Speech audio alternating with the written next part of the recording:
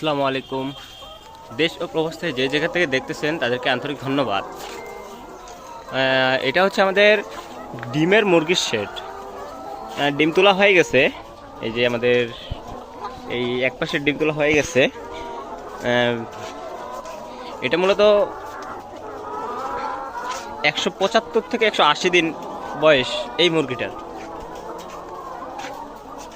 আপনারা যারা চাচ্ছেন যে নতুনভাবে খামার তৈরি করতে বা চাচ্ছেন যে আপনারা একটা সুন্দরভাবে খুব ছোট পরিসরে খামার তৈরি করতে, তারা কিন্তু আমাদের সাথে যোগাযোগ করতে পারেন।